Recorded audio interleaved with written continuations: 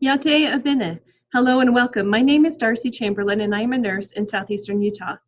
The purpose of this presentation is to demonstrate my capstone project for the Master of Interdisciplinary Studies at Southern Utah University, with the three disciplines of corporate online training, online teaching, and art administration. My capstone project is entitled Hantavirus Education for Prevention and Early Intervention. It encompasses two of my chosen disciplines, online teaching and corporate online training.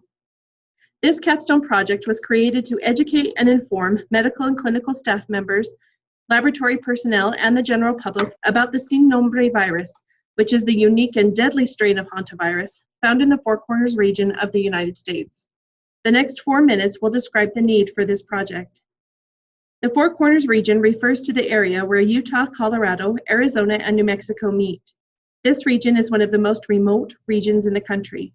There are millions of acres of uninhabited land surrounding rural communities, some with a population as small as 29. On average, there are less than 2 people per square mile. Many of these remote communities are accessible by dirt roads that wind down canyons and ravines across slick rock and sand dune and are virtually impassable after a storm. Most of these communities now have running water and electricity, though that was not the case in 1993. While there are other strains of hantavirus throughout the world, when the term hantavirus is used in this capstone project, it is referring specifically to the deadly sin nombre virus strain found in the Four Corners region. While there have been stories passed down through the generations about a deadly sickness called Navajo flu, it wasn't until 1993 that this new strain of hantavirus was identified. The breakthrough came when a fit, young Native American track star was traveling on a remote road from Crown Point to Gallup, New Mexico. He was on his way to his fiancee's funeral. Just 1 week earlier, she had been complaining of flu-like symptoms and had died suddenly from respiratory failure. This young man had been feeling sick for several days, and on May 14th, as he was driving to the funeral with his family, he began to have difficulty breathing. The family quickly pulled over to a gas station where the young man collapsed. By the time EMTs arrived, he had died from sudden respiratory failure. The two cases were noticed by the medical examiner, who happened to be present a few weeks earlier at the death of another seemingly healthy young woman who had died from sudden respiratory failure. He called the Centers for Disease Control and Prevention, or the CDC, and a team of pathologists set out to discover the cause.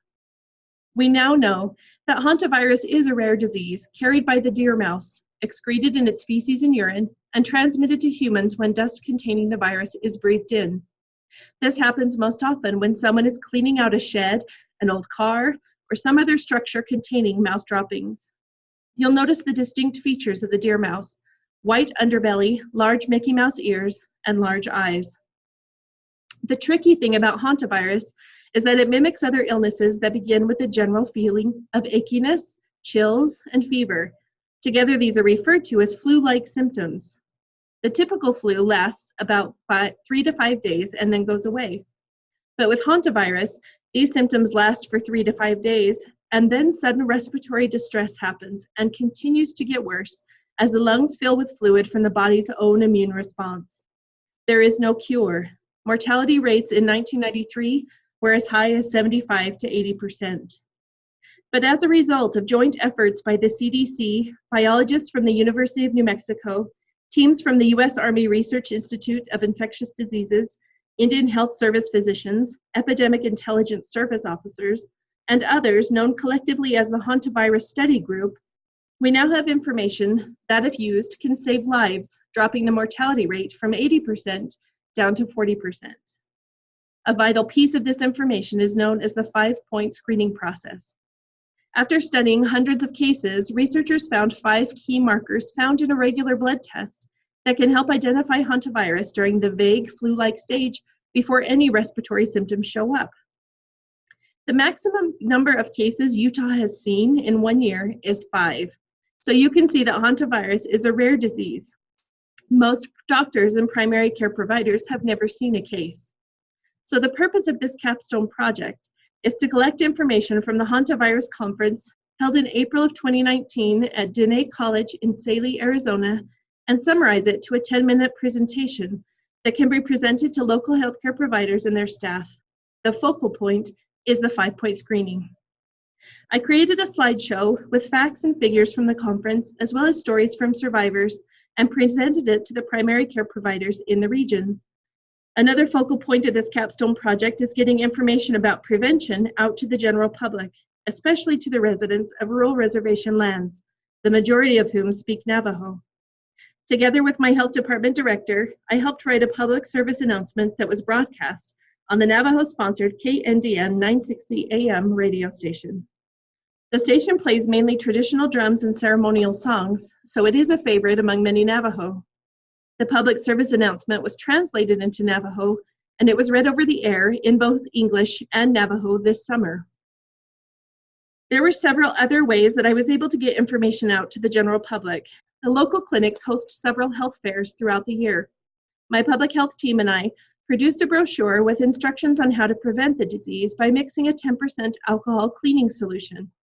We instructed people to spray it on dust containing droppings or evidence of rodent activity, wait 5 minutes, and then wipe it away while it's still wet. The materials produced throughout this project have been utilized by Utah Navajo Health System, the San Juan County Health Services Department, the San Juan County Public Health Department, and Blue Mountain Hospital to educate and inform both medical staff and the general public. I have personally presented the PowerPoint to providers at Blue Mountain Hospital, San Juan Hospital, San Juan Clinic, Landing Family Practice, Montezuma Creek Community Health Center, and Monument Valley Clinic this summer. I am scheduled to present at the large clinical staff meeting for UNHS on Wednesday, August 14th. Presentations have been well received, and copies of brochures, flyers, and the PowerPoint have been distributed to anyone who asks. It has been such a pleasure taking the graduate interdisciplinary studies courses. The concepts learned throughout the program help shape and contribute to the engaging presentations and effective written material for this capstone project. Thank you to Southern Utah University for this amazing opportunity.